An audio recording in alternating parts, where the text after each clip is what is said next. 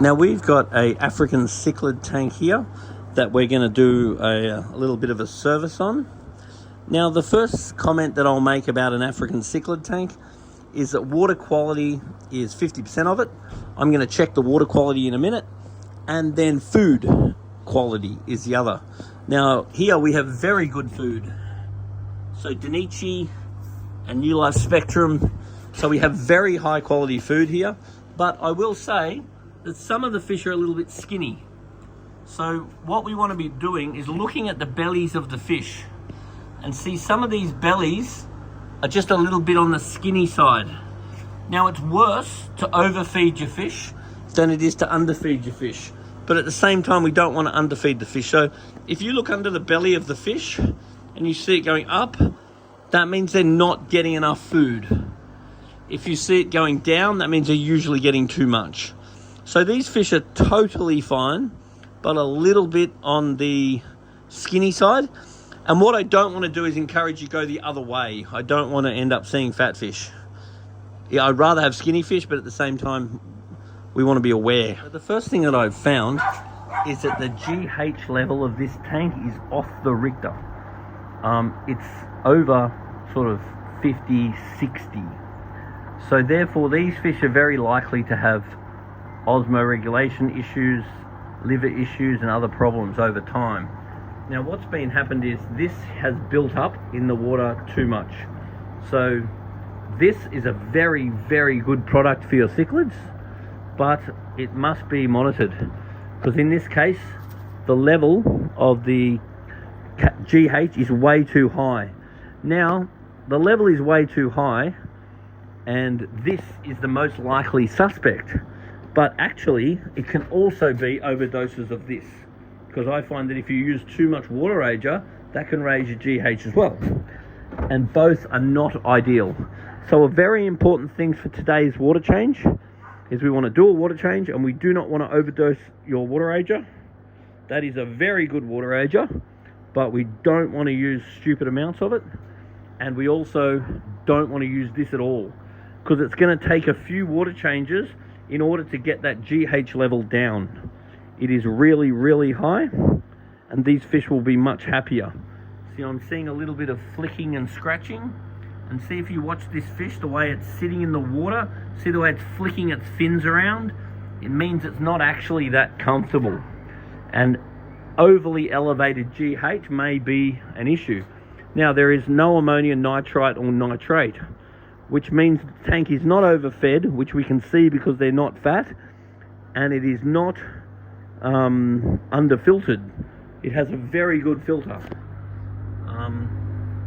I love these Aqua filters. They're very, very good.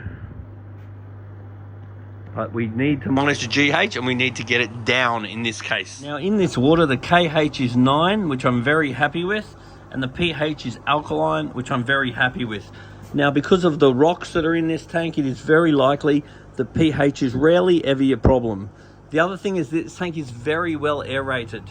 There's lots of oxygen going into this tank, and that is one thing that really helps stop the water from becoming acidic. Now, this aquarium has 4 actinic T5 lights. Now, that's going to make the water very, very blue, which is going to mean any of your blue fish are going to look awesome. But any of your yellows and other colors are going to get very washed out. So if this was my tank, I would consider changing the back ones for white lights, but you actually might have trouble getting hold of these now. So these are 39 watt T5s, and T5s are getting very hard to get now because everyone is using LEDs. Actually, if you did want to change to LEDs, I've got an LED unit sitting in my office that I could do a super, super cheap deal on, and it would look amazing compared to these old lights. Actually, those ones are smaller lights. So those ones are 39 watt, and they're the size down. I personally wouldn't bother buying fluoros because I hate them. I would just buy LEDs. They're not that expensive. They're cheap to run. You hardly ever have to replace them. You can set them, and Bob's your uncle. It's going to look way better than this blue light. This tank doesn't have a lot of fish in it, Now, because it's a cichlid aquarium, I like to keep cichlid aquariums very well populated. So I would consider getting some more fish for this tank, and I would definitely want to see some plecostomus go in. If you put some plecostomus in, it will really help to clear off all this algae. I've actually had aquariums that are semi-outdoors with a bunch of young plecostomus in them. They can get lazy when they get older. And I've actually found that I hardly ever have to clean the glass. If you get some good plecos, you can be amazed how well they can be for cleaning the glass. Now, the other thing is that these plants are starting to look pretty... These sort of silk plants, they really only last for a couple of years, and then you've got to chuck them out. They look like... They just start looking ratty. But one thing I will do is I'll leave them out here in the sun, and then if you leave them there for a day or so, let the sun actually dry up the algae, and then flip it over, leave it there for another day or so, and then hit it with a hose, and you'll find that they'll actually come up much nicer. The other thing I'm a big fan of is every year or two, you give the tank a big rearrange. Whether that means change some ornaments, change some rocks, you got to make it look totally different. And that keeps you interested, because I find so many people that get an aquarium, they set it all up, it looks good. For 1 year, they love it. 1 year, they like it, and then they've seen it. Whereas if you keep changing things up, then that'll keep you very interested. Also, that is a very noisy air pump. So, yeah, I'd just be very aware of that. I'm surprised your neighbours haven't chucked the shits about that one. If it was up to me, that air pump... probably just chuck that over there somewhere. Yeah, you could chuck it in there. Maybe get it on the neighbour's... What do you reckon that? On through that neighbour's door, maybe. That'd be fun. I'd get rid of that air pump. It's too bloody noisy. This tank has actually got so much power heads that even if you got rid of your air altogether, I'd be happy. But I wouldn't want something sitting there going... Or that. That's not my idea of fun. Just open the filter up, and inside it is ratioed very badly. What we've got is some noodles, and they are a biological media. We've got a bit of sponge, that's a biological media, and then we've got 3 lots of filter wool. We absolutely do not want or need 3 lots of filter wool. What we actually want is lots of biological media. So if this was up to me, I would replace 2 of these with Marine Pure. And Marine Pure is a media that offers parallel nitrifying and denitrifying bacteria, and it will be like putting a turbo in the filter. The other thing you could consider doing is putting in some polyfilter, and what the polyfilter will do is adsorb and absorb any accumulants out of the water and massively help the fish. So next time we do a filter change on this tank, I would really like to see sort of about 4 litres of Marine Pure go in, and this filter will work so much better. Every single pump and every filter has got an impeller in it.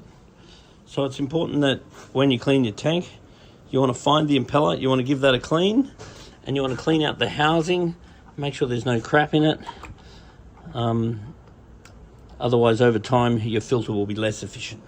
Now, every time we do a water change, we want to use a gravel cleaner. And what this thing does, actually you can't even see it because there's too much. Oh, there you go. So it just, you push it in the gravel, and this pulls all the dirt out of the gravel. This gravel is surprisingly not that dirty, but then again, because the fish are a little bit underfed, it's quite common for the gravel to be quite clean, and actually the filter was relatively clean. But as you feed the fish more and get more fish, then you will expect it to get more dirty. All you can see now is reflection. Clean up these calcium deposits everywhere. They're very hard to get off. You can't just scrub them off. But if you did get some citric acid and just wiped over them regularly, then you'll eventually break this down and you will clean it. But what you don't want to do is go letting the citric acid fall in the water, because these are alkaline water fish, so you want to be monitoring your pH, because you don't want to be making your fish go into acidic water because you're cleaning this up.